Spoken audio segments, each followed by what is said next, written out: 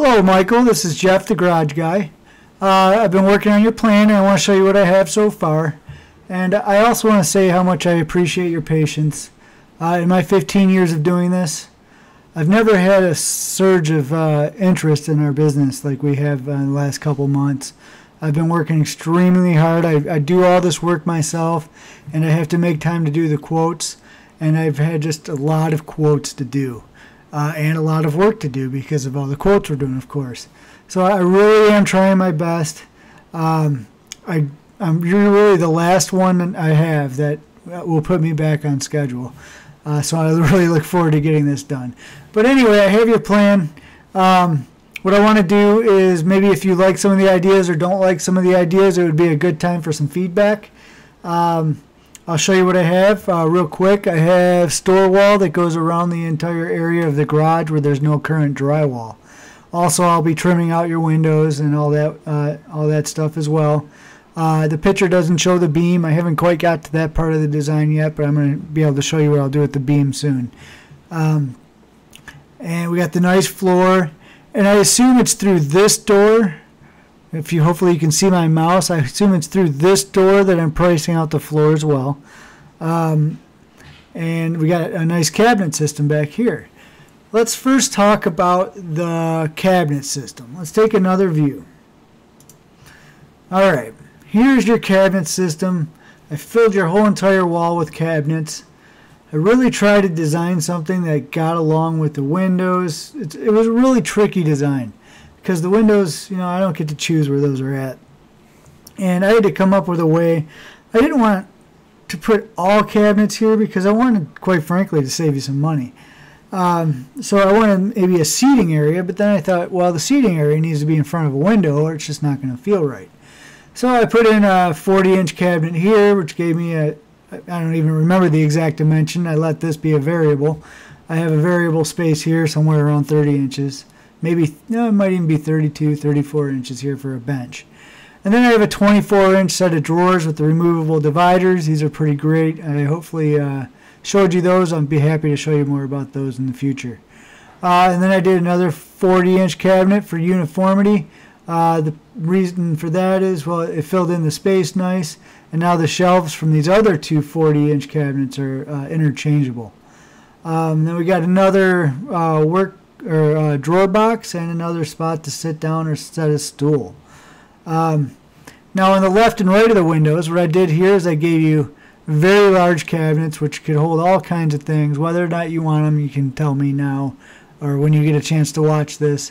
They're really big. They're really big cabinets. 36 inches wide, 90 inches tall, 24 inches deep. 36 inches wide, 90 inches tall, 23 inches deep. Then the one on each side of the windows, those are 30 inches wide, 24 inches deep, 90 inches tall. So they're big. You'll be able to put a lot of stuff in there. I think you'll be able to use this counter to put all kinds of plants and things like that in there too. Now I want to talk about the counter. Your garage is presenting me with some challenges.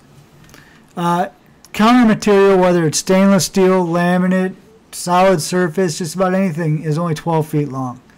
So we're going to have a seam. And if I was to make you a laminate counter that long out in your garage, I think the seam would open up, because I think material this long is going to expand and contract to some degree. So if I use a laminate countertop, I think the seam is going to open up, to be perfectly honest.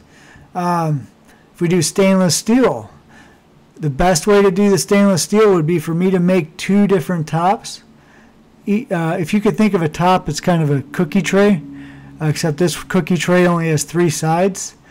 And I fill the cookie tray with particle board or the substrate material. Turn the cookie tray upside down, you have a really solid counter.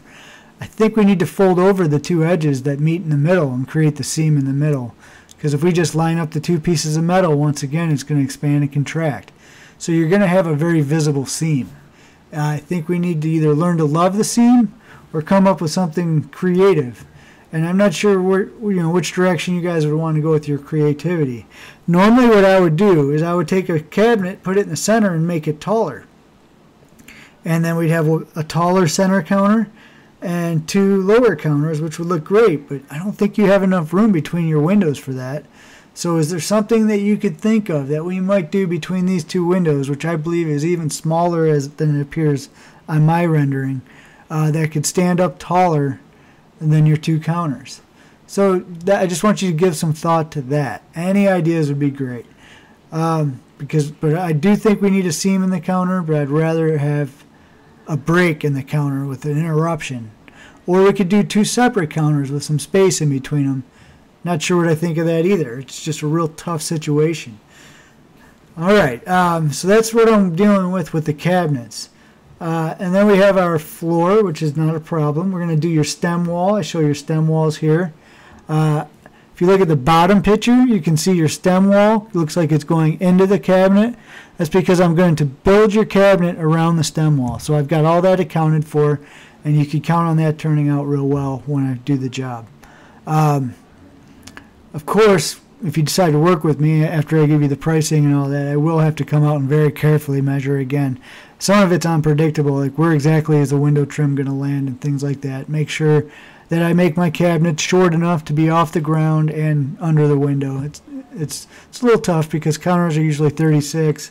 Your windows, I believe, if I measured them, were 35.5 off the ground. I'm not even sure if that was before or after my theoretical trim. So I definitely would need to look at your garage real close to get this right. Another thing I want to discuss is the front wall. I call the front wall the wall that has the garage door. So walk out there and take a look at that garage door wall, and you'll see the difficulty I'm going to have out there.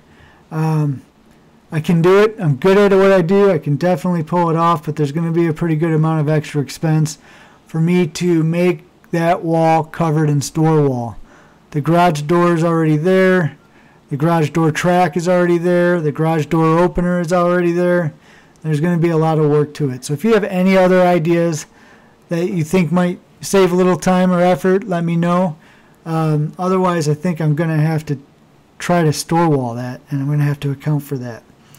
So if you could just give me your feedback on what you think of the plan so far, I would really appreciate it.